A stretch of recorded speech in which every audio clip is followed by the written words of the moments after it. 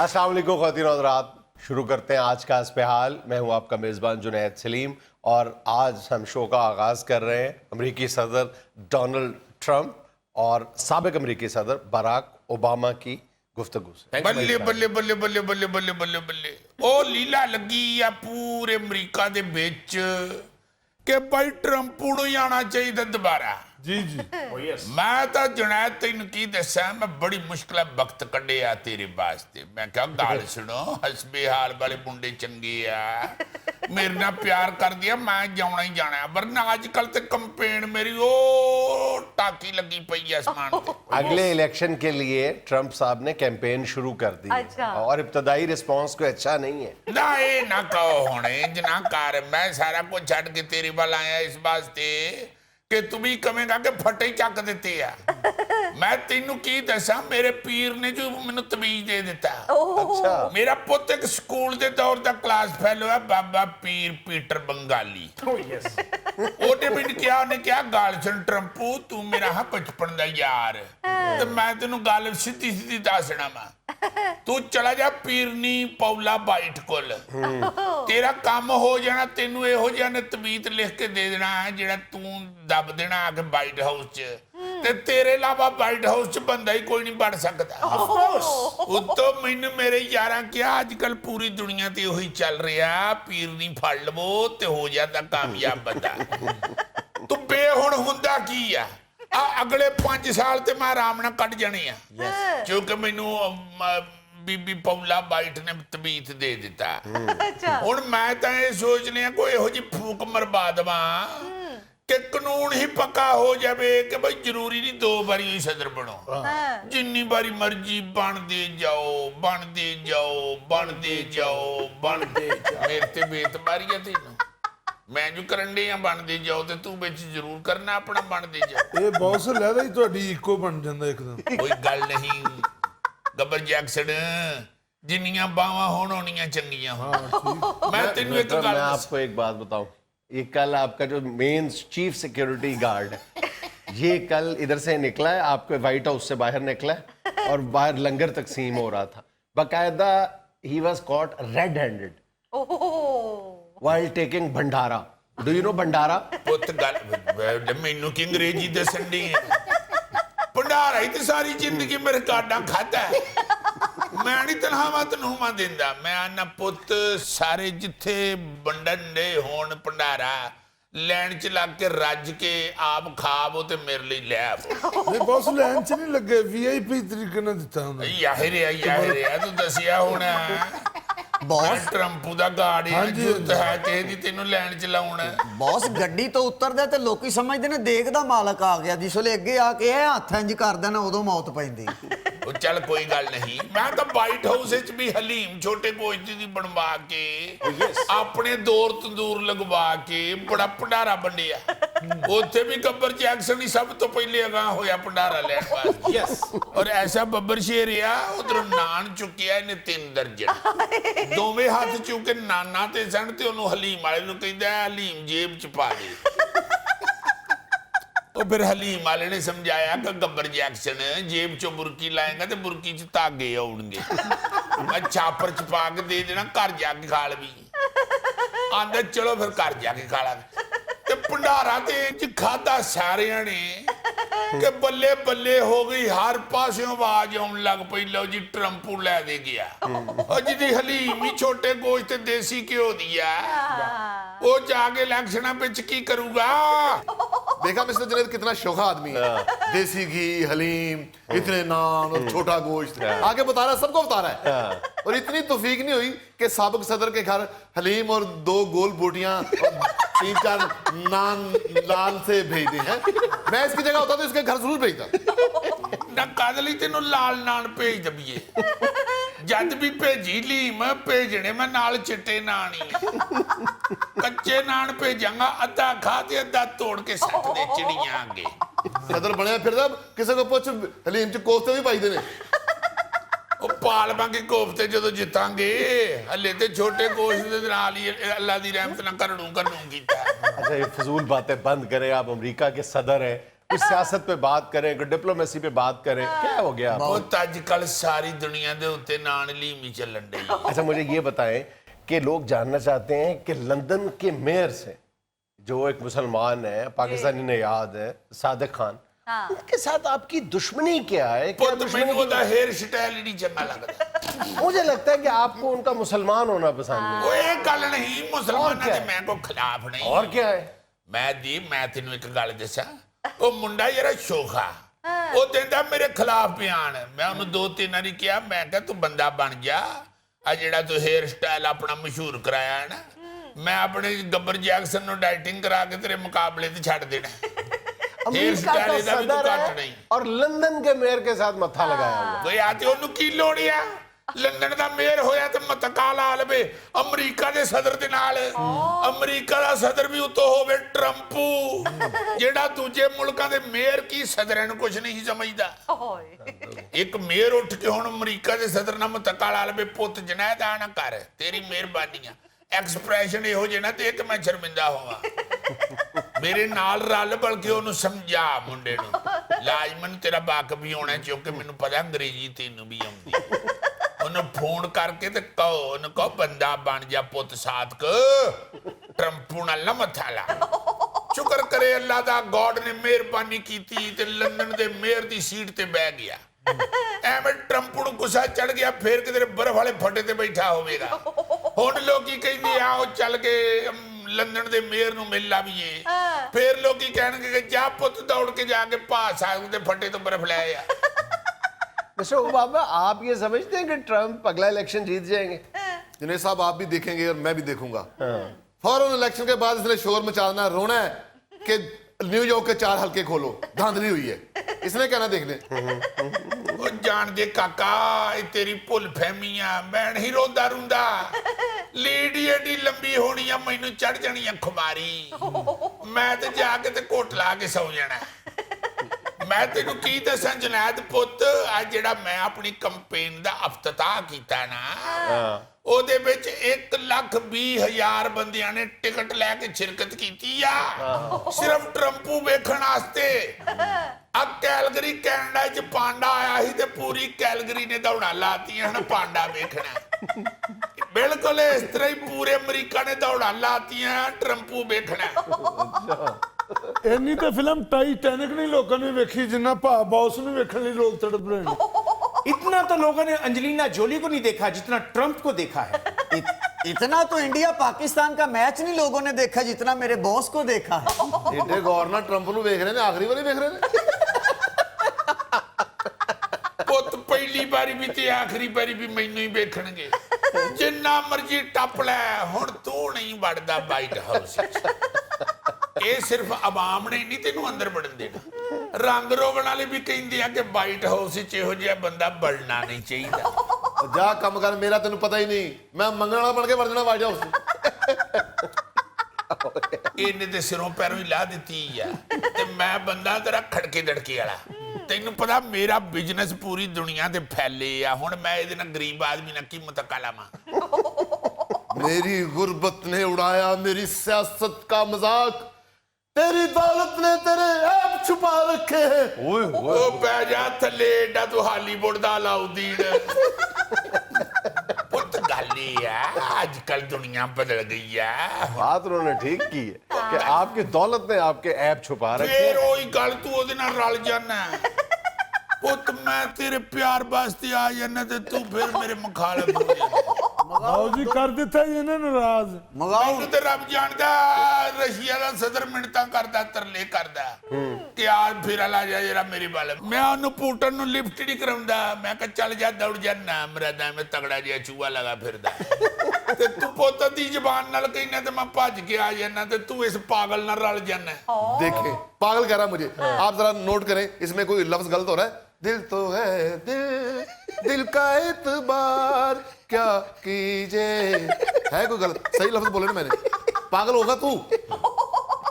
ਨਾ ਇਹ ਕਿ ਤੂੰ ਮਿਸਾਲ ਦਿੱਤੀ ਹੈ ਬਈ ਆਪਣਾ ਪਾਗਲਪਨ ਛੁਪਾਉਣ ਦੀ।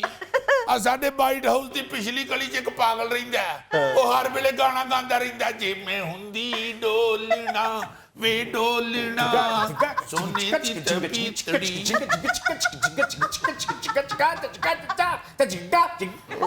ये देखिए, ये बात इसकी मैं मानता हूँ। वैसे ये नाअहल सदर है, लेकिन गाने का मुकाट ठीक करता है और सम पे आता है, दिन ताक आ। ये देखिए, देखिए गल पता की है, ये देखिए, सामने ते मैं राह जांदा भी आ जाना।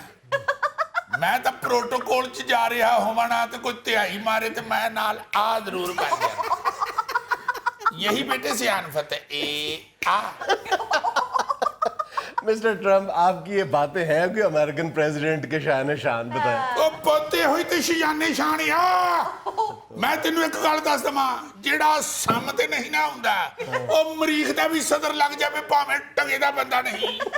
ओ साडे ते बुजुर्ग कहंदे हुंदे हन कि पुੱਤ जेड़ा लैदार नहीं ना ओदे नाल रिश्तेदारी भी ना रखो। हद हो गई है।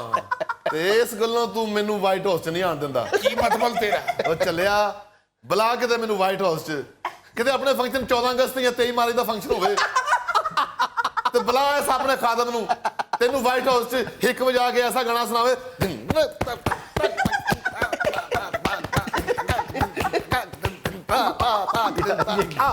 ਆ ਦੇਖੋ, अल्लाह तेरी खैर करे, ठीक आया। अब मैं तेरे ਨੂੰ ਇੱਕ ਵਾਰੀ ਪਹਿਲੇ ਹਿੱਕ ਵਜਾਉਂਦੇ ਆ ਵੇਖਿਆ ਸੀ, ਉਦੋਂ ਪਤਾ ਨਹੀਂ ਤੇਰੀ ਪਸਲੀਆਂ 'ਚ ਪੀੜ ਸੀ, ਉਦੋਂ ਤੂੰ ਬਿਲਿਆ ਹੋਇਆ ਸੀ। उस वक्त इलेक्शन आ रहे थे। ਅੰਨੀ ਮੈਂ ਉਹਦੇ ਬਾਅਦ ਨਹੀਂ ਇਹਨੂੰ ਪੜਨ ਦਿੱਤਾ। ਮੈਂ ਕੋਈ ਬਿਲਿਆ ਹੋਇਆ ਇਹਨੂੰ ਨਹੀਂ ਪੜਨ ਦੇਣਾ। ਨਹੀਂ ਪੈਸੇ ਹੈ ਤੇ ਲੈਦਾਰ ਆਦਮੀ ਆ ਯਾਰ। Yes sir. ਆਪਣਾ ਗੱਬਰ ਜੈਕਸਨ ਜੀ ਸਦਕੇ ਜੀ। ਪੁੱਤ ਐਤਕੀ ਜਿਹੜਾ 14 ਅਗਸਤ ਦਾ ਫੰਕਸ਼ਨ ਹੈ ਨਾ, ਜੀ, ਜੀ। ਉਹਦੇ ਵਿੱਚ ਇਹਦੀ ਐਂਟਰੀ ਖੋਲ ਦਵੋ। ਬਿਲਕੁਲ ਠੀਕ। ਪਰ ਬਾਹਰ ਵਾਲੇ ਲਾਉਣ ਤੱਕ ਹੀ ਜਿੱਥੇ ਬੰਦੇ ਬੈਠੇ ਹੁੰਦੇ ਆ ਉੱਥੋਂ ਤੱਕ ਹੀ ਆਵੇ। ਠੀਕ ਹੈ। ਅੰਦਰ ਨਾ ਆਉਣ ਦੇਣਾ, ਐਵੇਂ ਕੋਈ ਚੀਜ਼ ਨਾ ਚੁੱਕ ਕੇ ਲੈ ਜਾਵੇ। ਬਿਲਕੁਲ ਠੀਕ। ਦੇ ਆਪਣੀਆਂ 2 ਤਸਵੀਰਾਂ, ਪਾਸਪੋਰਟ ਸਾਈਜ਼, ਇੱਕ ਸ਼ਨਾਖਤੀ ਕਾਰਡ ਦੀ ਕਾਪੀ। ਤੇਰਾ ਕਾਰਡ ਬਣਾ ਦੇਾਂਗੇ जिथे मर्जी फिरता रही। नाज़रीन, यहाँ में एक छोटा सा वक्फा, हमारे साथ रहिएगा। उसको बीवी से बचाव के लिए जो है हेलमेट बाद में भी तो पहनना था, लेकिन अगर आप क्रिकेट हिस्ट्री पे जरा नजर दौड़ाए ना तो आपको पता चलेगा कि ये भी किसी की बीवी की इजाद है क्रिकेटर की। अच्छा हाँ, सबसे पहले ये एक इंग्लैंड का क्रिकेटर था, पैट्सी हैंड्रन। अच्छा जी।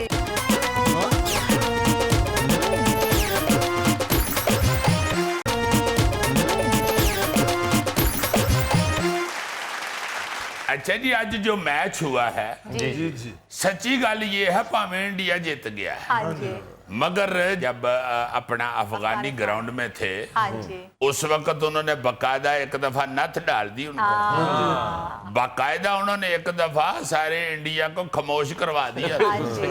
बड़ी बात है ये। बड़ी बात। अफगानिस्तान की टीम में जो सबसे जबरदस्त बात, जो स्ट्राइकिंग बात देखने में आ रही है ना, जी, वो जी। ये कि वो डेडिकेशन के साथ मैदान में उतर रहे हैं। मतलब ना जीतने के नियत से आ रहे हैं, पूरी प्लानिंग करके हाँ जी।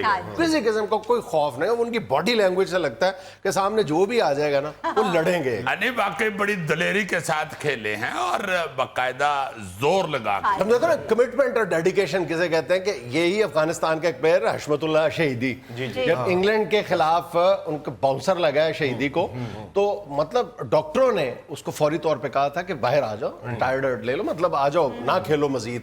और मतलब हेलमेट तोड़ दिया था उस बाउंसर ने, लेकिन उसने नया हेलमेट पहना और उसने 76 स्कोर किए उस मैच में। और उसने बाद में ये कहा, उसने कहा कि वो डॉक्टर्स ठीक कह रहे थे, मेरी तबीयत वाकई बहुत खराब हो गई थी बाउंसर लगने के बाद, और मुझसे खड़ा भी नहीं हुआ जा रहा था, बॉल भी नजर नहीं आ रहा था, लेकिन कहते थे कि साथ ही मेरी नजरों के सामने मेरी माँ का चेहरा भी आ गया था, क्योंकि कुछ अर्सा पहले मेरे बाप का इंतकाल हुआ था, तो मेरी माँ एक सदमे की कैफियत में थी। मैं नहीं चाहता था कि मैं बुज़दिली का मुजाहरा करूं और मेरी माँ एक और सदमे से दो चार हो जाए। जी सर, माएँ माएँ होती हैं। मुझे याद है यूएई का कप्तान था सुल्तान अहमद, जी। तो वो टीम इधर खेलने आई थी, तो उसकी माँ ने सुल्तान अहमद को फोन किया था कि बेटा हेलमेट पहन के खेलो, पहन के खेलो। अभी तुम्हारी शादी करनी है। हाँ, वो पाकिस्तानी नयाद था वो लड़का, सुल्तान अहमद और था वो यूएई की टीम का कैप्टन, गुजराने का था वो लड़का।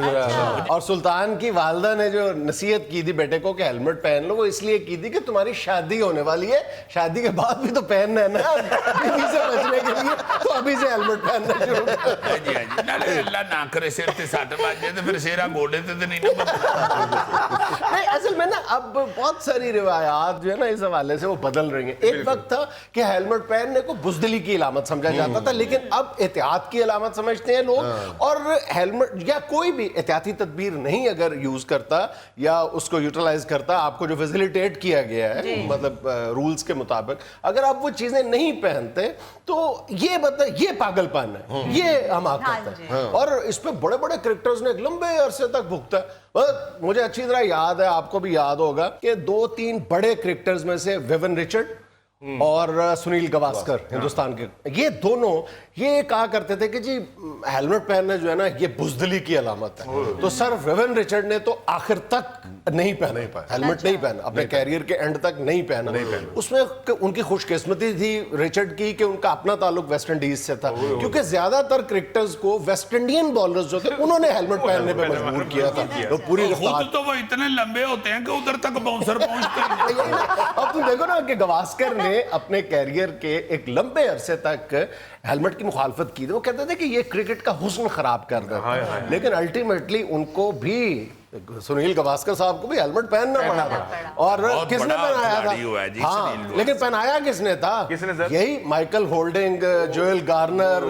और नहीं पहना उन्होंने, है ना? हाँ, गावस्कर ने जब हेलमेट पहनना शुरू किया था ना, तो चूंकि वो हेलमेट की मुखालफत करते रहे थे तो उन्होंने जरा छुपा के पहना था वो हेलमेट ये वाला नहीं था, क्रिकेट हेलमेट नहीं था, खास तौर पे बनवाया गया हेलमेट था।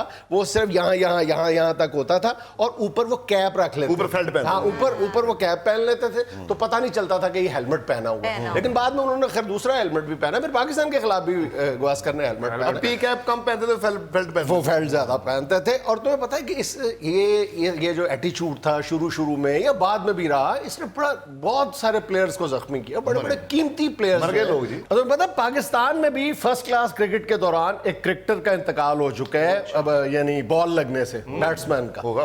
ये कायदे आजम ट्रॉफी का फाइनल था 1959 में। अच्छा। और स्पिन बॉलर था, बॉलिंग कर रहा था। और वो कराची की तरफ से अब्दुल अजीज खेल रहे थे, उनके सीने पे बॉल लगा और उनका इंतकाल हो गया था।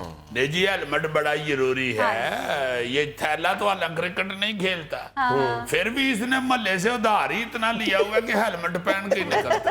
हेलमेट का फायदा ये है जिससे उधार लिया उसके सामने भी फिरते रहो तो नजर नहीं आता। जावेद मियाँदाद साहब के सर पे बाउंसर लगा था। मैं सदके जाऊं। जी हाँ, जी हाँ, जी। मैं तो यार उनका बड़ा सख्त आशिक हूँ, ठीक है वो। हाँ, लेकिन वो भी बहादुर गिरे नहीं, खड़े रहे, उन्होंने कहा खेलूंगा अच्छा, मैं। पहले लगा था। पहले।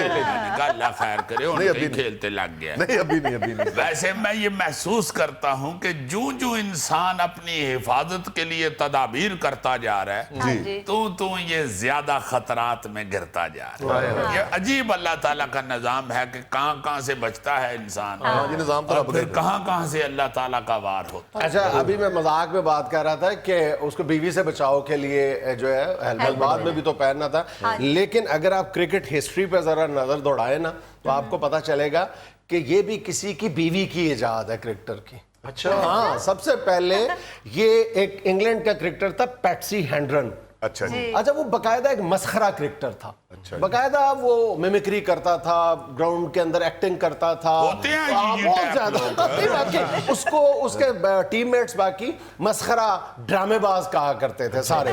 तो उसको ना ये 1930s की बात है, लेट 30s या मिड 30s की बात है।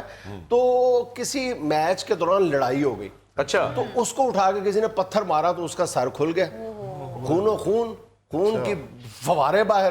तो उसने खैर वो पट्टी शट्टी कराई और घर पहुंच गया। घर जाके बीवी ने पूछा कि क्या हुआ है। तो बीवी से डरता था कि इसको बताऊंगा लड़ाई तो बीवी ने और मारना है कि तुम लड़े क्यों थे। उसने कहा जी बाउंसर लगा है मेरे। अच्छा। तो बीवी को बड़ा तरस आया, उसने कहा आइंदा के बाद ऐसे ना खेलना। तो बीवी ने रबर की पट्टियां जोड़ के ना तो एक हेलमेट नुमा चीज बनाई थी। ये कहा जाता है कि फर्स्ट क्लास में पहली दफा जो हेलमेट का एक कॉन्सेप्ट था वो यहां से इंट्रोड्यूस करवाया था।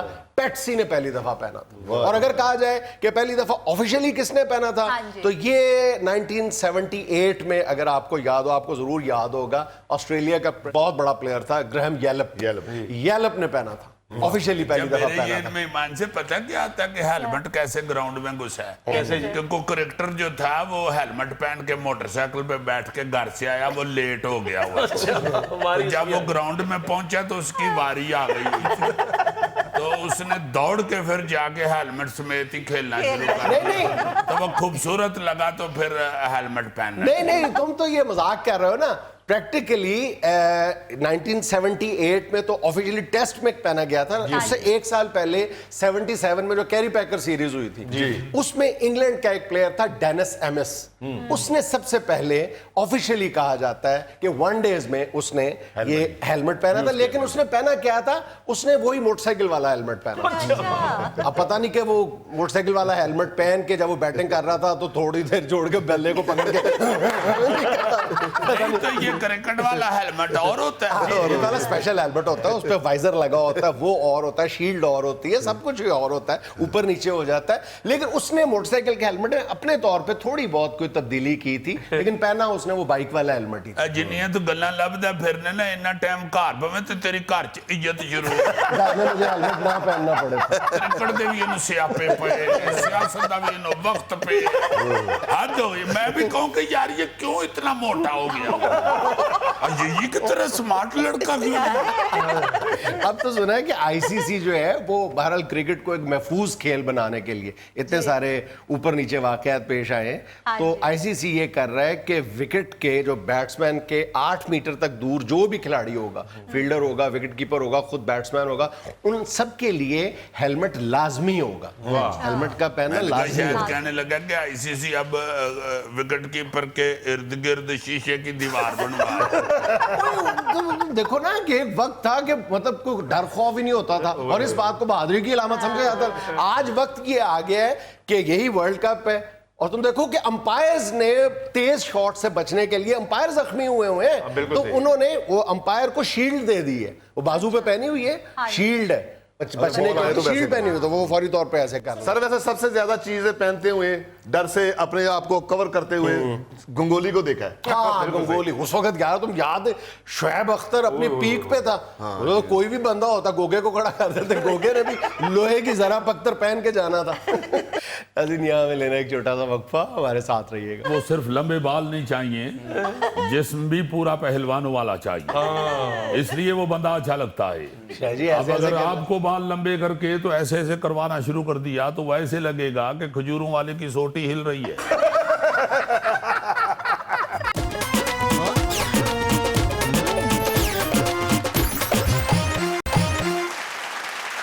नाज़रीन, आज एक मरतबा फिर हमारी महफिल में मौजूद है पाकिस्तान पीपल्स पार्टी के सीनियर रहनुमा मोहतरम जनाब सैयद खुर्शीद अली शाह साहब। बहुत शुक्रिया जुनेद, सिर्फ एक मरतबा फिर नहीं, हर मरतबा इंशाल्लाह आएंगे, चूंकि आवाम की जिस तरह की चीखें निकल रही हैं, अब तो हम रोजाना कहीं ना कहीं जाके बात करने के लिए निकलते हैं। चूंकि आपको पता है हमारी अवामी पार्टी है, हम अवाम की जुबान है, हमेशा से पीपल्स पार्टी अवाम की जुबान रही है, इसलिए इस वक्त अवाम की जुबान बनना बड़ा जरूरी है।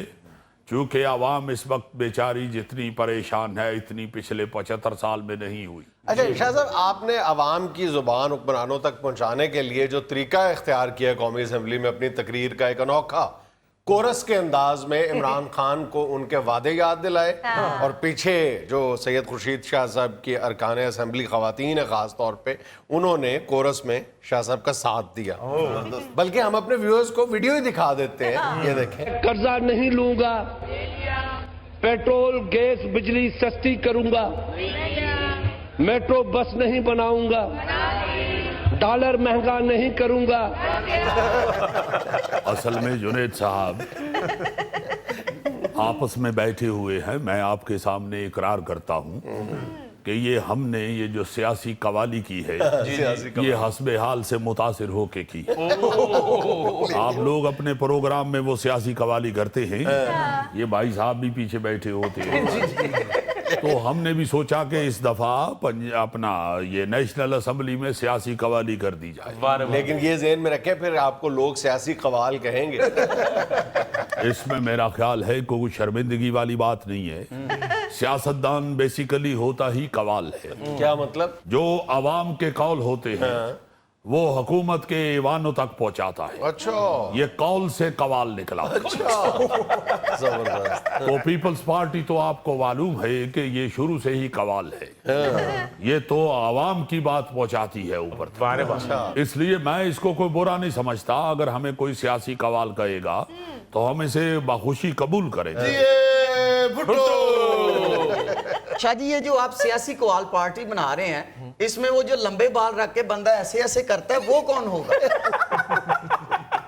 भाई उसके लिए हम गोगा जी को रिक्वेस्ट कर लेंगे, क्योंकि वो सिर्फ लंबे बाल नहीं चाहिए, जिस्म भी पूरा पहलवानों वाला चाहिए, इसलिए वो बंदा अच्छा लगता है। शाहजी अब अगर आपको बाल लंबे करके तो ऐसे ऐसे करवाना शुरू कर दिया तो वैसे लगेगा कि खजूरों वाले की सोटी हिल रही है। अच्छा शाह जी, बंदा कोई और ढूंढ ले, मेरी तरफ से माजरत है। क्यों भाई? मैंने ऐसे ऐसे किया, मेरी विग डिग पेगी। तो गिर जाए फिर उठा के रख लेना, पास कौन से सालन वाले डोंगे पड़े होते हैं। शाह जी, ये गोगे ਨੂੰ ਰਹਿਣ ਹੀ ਦਿਓ। ਇਹ ਲੰਗਰ ਤੇ ਚੌਲ ਦੋ ਵਾਰਾਂ ਲੈਂਦਾ ਜੇ, ਇੱਕ ਵਾਰਾਂ ਵਿਗ ਪਾ ਕੇ, ਇੱਕ ਵਾਰਾਂ ਵਿਗ ਲਾ के। भाई ये तो जियाले की निशानी है, इसको तो फिर जरूर रखना है। आप आ जाइएगा। शाह जी, मैं कवाली में ताली बहुत अच्छी बजाता हूँ। ताली तो अच्छी बजाते हो, मगर कद बच्चों वाला है। तुम ताली बजाओगे तो लगना नहीं है कवाली हो रही है, वो लगेगा किसी बच्चे का फीडर बन रहा है और वो खुश हो रहा है।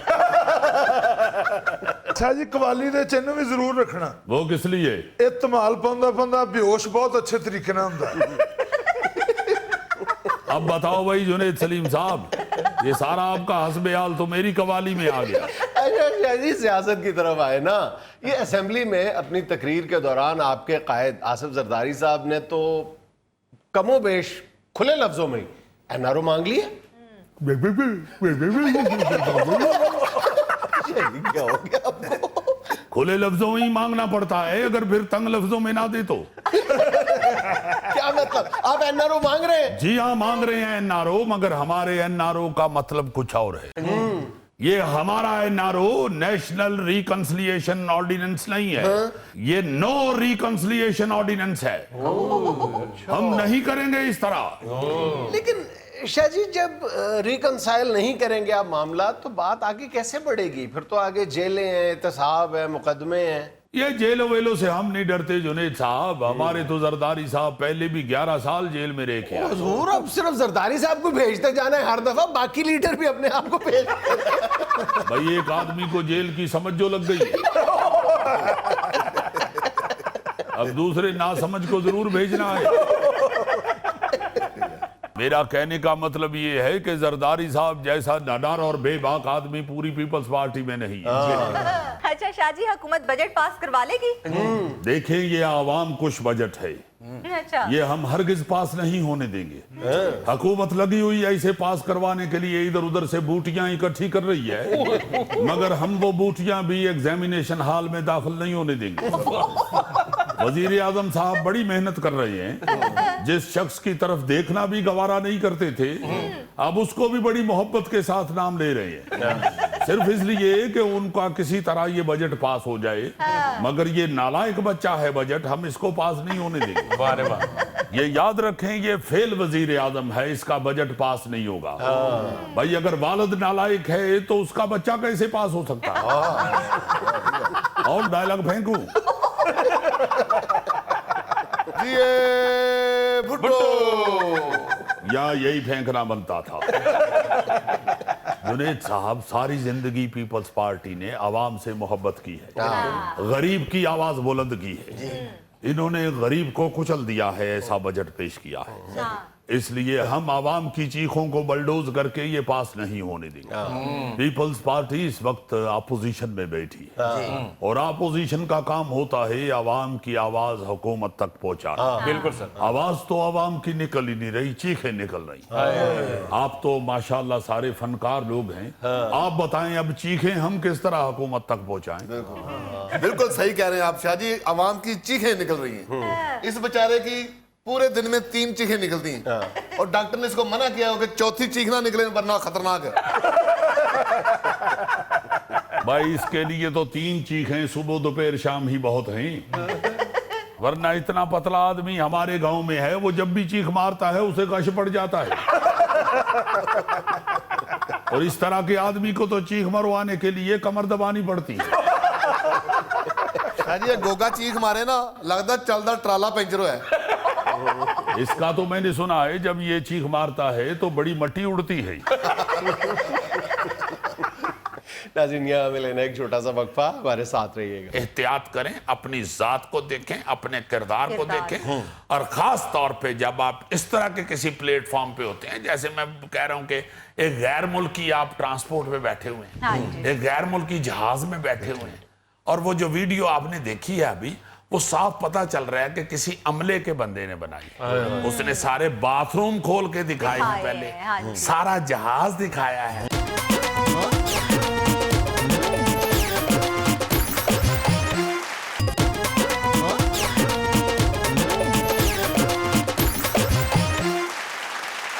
अच्छा जी, मैं एक टॉपिक बड़ा सेंसिटिव सा है, उस पर बात करनी चाह रहा हूँ जी। आजकल बहुत सारी वीडियोस वायरल होती हैं कि मुख्तलिफ पर्सनैलिटीज या अपना जो नॉन शख्सियात हैं उनको बिस्त करते हुए सड़क के ऊपर वीडियोस बनाई जाती हैं। पहले तो चूंकि सियासत के हवाले से आती रही हैं वीडियो, उधर बात करते हुए बंदा सोचता कि यार ये कहेंगे जी ये चोरां दा साथ दे रहे ने, लुटेरियां दा साथ, तो बात नहीं की। अभी एक वीडियो मैंने देखी थी, वो सरफराज अहमद जो है करेक्टर, वो अपने बच्चे को उठा के जा रहा है, इट्स मीन कि उसकी फैमिली भी साथ है, तो लड़का उसको बहुत ही बुरे लफ्ज कह रहा है। हमने भी पूरी टीम के खिलाफ अभी बात की थी जब वो हारी है, हम सारे बड़े जज्बाती थे, मगर एक हद होती है जब कोई इंसान अपनी फैमिली के साथ सड़क के ऊपर जा रहा है, और ये सड़क के ऊपर ये कोई जरिया नहीं है मुआशरा ठीक करने का, ये ज्यादा बिगड़ रहा है। अच्छा, चाहे वो सियासी तौर पे हो या गैर सियासी हो, बात ये समझने की है कि अगर आज आप इस बात पे खुश हो रहे हैं कि मेरे सियासी मुखालिफ पर आवाज़ें कसे गए, तो इस बात के लिए तैयार रहना चाहिए कि कल को जिस सियासी जमात का या जिस सियासी हीरो का मैं मुकल्लिद हूँ, कल उसके खिलाफ भी यही कुछ होगा, और उसको भी छोड़ो, मेरे खिलाफ जाती तौर पे कोई इंसान भी सोचे कि मैंने कोई भी जुर्म सरजद किया हो, तो कानून के मुताबिक सजा देना रियासत का काम है, लोगों का काम नहीं है कि सड़कों पे मुझ पे आवाजें कि जरा को बात करनी किसी के साथ मुश्किल हो गई हुई है कि फौरन कह देते हैं ये लुटेरे हैं, ये चोर हैं, ये फलान। खुशी का इजहार इस बात पे नहीं करना चाहिए। ये सड़कों पे फैसले करने वाले या सजा देने वाले, ये एक बहुत बड़ी सजा है, और ये अकेले उस शख्स को सजा नहीं मिल रही, ये आपके सारे मुआशरे को सजा मिल रही, आपकी कौम की शक्ल बिगड़ रही है, इसका मतलब है आपकी कौम को भी सजा मिल रही है। मैं माफी के साथ अर्ज ये करना चाह रहा हूं कि ये बहुत सारी जो वीडियोस हैं, ये गैर मुल्की लोग जो रह रहे हैं, पाकिस्तानी, ओवरसीज पाकिस्तानी, वो बनाते हैं और वो इस तरह की हरकतें करते हैं। बड़ी ही माफी के साथ अर्ज करूंगा, बड़े बड़े खूबसूरत और अच्छे पढ़े लिखे लोग भी बाहर हैं, बड़ा नाम कमाया उन्होंने पाकिस्तान के हवाले से और अपने वतन के लिए इतना अच्छा काम भी किया है, मगर ज्यादातर लोग जो है ना जी बाहर रहने वाले, खुदा वास्ते पहले वो अपने आप को ठीक करें। ये अभी एक और वीडियो पाज ने देखी है कि ये ब्रिटिश एयरवेज शुरू हुई है इस्लामाबाद से ये लंदन की, बहुत अरसे के बाद उस जहाज में जो इस्लामाबाद से उड़ा है वापस लंदन की तरफ, किसी दोस्त ने वो वीडियो, जापानी जो है ना जी वो पब्लिक ट्रांसपोर्ट के हवाले से सबसे साफ सुथरे लोग हैं, और उनका ये कहना है कि आपकी जो पब्लिक ट्रांसपोर्ट है वो ये बताती है कि आपके मुआशरे का किरदार कैसा है, इसलिए हम इसे साफ रखते हैं। पिछले दिनों एक तस्वीर बहुत वायरल हुई है सोशल मीडिया पे, पाकिस्तान के किसी सिनेमा घर की तस्वीर है कि वो शो के फौरन बाद जो है वो दूर से कैमरे से ली गई तस्वीर है। एक बहसियत पाकिस्तानी आप सब के लिए, मेरे लिए, हम सारी पूरी कौम के लिए वो एक तस्वीर शर्मिंदगी का बायस, गंदगी और गलाजत से भरी हुई है। हर सीट पे वो चिप्स के रैपर, बोतलें, ये वो इस तरह भरा पड़ा है कि यहाँ पे थोड़ी देर पहले लड़ाई हुई थी। हाँ जी, नहीं है जो साफ छोड़ा है, गंद गलाजत, अल्लाह माफ करे। वो वीडियो देख पूरी नहीं, मैं ये काट के दिखा रहे हैं ये आशान साहब, प्रोड्यूसर साहब, वरना इतनी गलीज वीडियो है कि देखी नहीं जाती। यार हमारा ये किरदार है, हम इतने गंदे हैं। चीन भी बड़ा गंदा है पब्लिक ट्रांसपोर्ट के हवाले से, इंडिया भी बहुत गलीज है, मगर हम लोग भी गंदे तरीन मुआशरे में से आते हैं जो अपनी पब्लिक ट्रांसपोर्ट को गलीज करके रखते। इसलिए मेरा ख्याल है थोड़ा सा ठंडे मिजाज के साथ, थोड़ा सा सब्र करके, थोड़ा सा खुदा के वास्ते सोच समझ के दूसरों को सड़कों के ऊपर गालियां निकालने की बजाय अपनी शक्ल वजह, अपनी जात तो पहले ठीक करें, अपने आप को तो पहले ठीक करें, अपने आप को तो इस काबिल पहले बनाएं कि आप किसी दूसरे को बात कर सकें। और फिर उसके बाद जरूरी ये है कि अपनी नफरत और मोहब्बत के इजहार का सलीका सीखें, ताकि आपकी मोहब्बत और नफरत दूसरों तक सही अंदाज में पहुंचे। अगर आप उसके इजहार का गलत तरीका अपनाएंगे तो ना लोगों को, कौम को आपकी मोहब्बत समझ आएगी और ना आपकी नफरत समझ आएगी। जी यार, ये सारे प्रॉब्लम्स जो हैं इस तरह के, ये सारे मुल्कों के अंदर सब जगह होते हैं। मगर खुदा के वास्ते कुछ सोचें कि लोग इस तरह रिएक्ट नहीं करते। थड़ियों गलियों मोहल्लों में और सड़कों के ऊपर रिएक्ट नहीं लोग कर रहे होते। करते हैं तो फिर इकट्ठे होकर निकलते हैं। ये कल्ला कल्ला बंदा इस तरह नफरतें नहीं फैला रहा होता, इस तरह मुआशरे को एक दूसरे से बददिल नहीं कर रहा होता।